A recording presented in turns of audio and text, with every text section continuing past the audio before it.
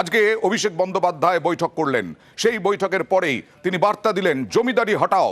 দেশ বাঁচাও, জমিদারি হটাও। এর সঙ্গে সঙ্গে তিনি আরো বললেন, আমাদের প্রতিনিধি আবির ঘোষালের কাছ থেকে জানবো যে আজকে বৈঠক থেকে এই জমিদারি হটাও বাংলা বাঁচাও 24-এর লক্ষ্যে যে নয়া স্লোগান তৃণমূলের, যা দেখতে পাচ্ছি এখানে, এবারের ভোট প্রতিরোধের ভোট, প্রতিশোধের ভোট, শিক্ষা দেওয়ার ভোট, জমিদারি হটাওয়ের ভোট,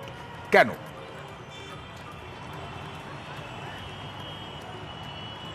প্রথমত হচ্ছে যে তৃণমূল কংগ্রেস তো লোকসভা নির্বাচনে তারা ইস্যু বা অস্ত্র করতে চলেছে হচ্ছে প্রচারের ক্ষেত্রে কেন্দ্রীয় বঞ্চনাকে, এবং সে কারণেই হচ্ছে যে লাগাতার এই ইস্যুতে বিভিন্ন রকমভাবে তৃণমূল কংগ্রেস তাদের প্রচারের যে কৌশল তা সাজাতে শুরু করেছে।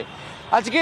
দলীয় নেতৃত্ব, সাংসদ, বিধায়ক, ব্লক সভাপতি, এছাড়া বিভিন্ন নেতৃত্বরা যারা বৈঠকে হাজির ছিলেন তাদেরকে কার্যত অভিষেক বন্দ্যোপাধ্যায় বুঝিয়ে দিয়েছেন যে এই কেন্দ্রীয় বঞ্চনার ইস্যুকে তারা হাতছাড়া করছেন না, এবং সে কারণেই হচ্ছে সাংসদ বিধায়কদেরকে যেমন জনসংযোগের জন্য তাদের যে হোম টাস্ক কাজ তিনি বেঁধে দিয়েছেন, কিভাবে প্রচার করতে হবে সেটা যেমন তিনি নির্দিষ্ট করে দিয়েছেন, একই সঙ্গে তিনি মনে করিয়ে দিয়েছেন যে কেন্দ্রীয় প্রকল্পের অর্থ না দেওয়ার যে প্রসঙ্গটি বা যে বিষয়টি যেটা নিয়ে তারা আন্দোলনের ক্ষেত্রে বারবার ধরে বলছেন, তার অন্যতম কারণকে তারা জমিদারি প্রথা বলে তারা উল্লেখ করছেন। তাদের বক্তব্য অনুযায়ী জমিদাররা যেমন বঞ্চনা করত, ঠিক একই রকম ভাবে কেন্দ্রীয় সরকারও বঞ্চনা করে যাচ্ছে। এই ইস্যুকে সামনে রাখতে চাইছেন তারা, এবং সেই কারণেই আজকে প্রত্যেককে বলেছেন এই ইস্যু নিয়ে প্রচারে যেতে হবে, কেন্দ্রের বিরুদ্ধে প্রচার করতে হবে, এবং সেই প্রচার নিয়ে ময়দানে নেমে পড়তে হবে।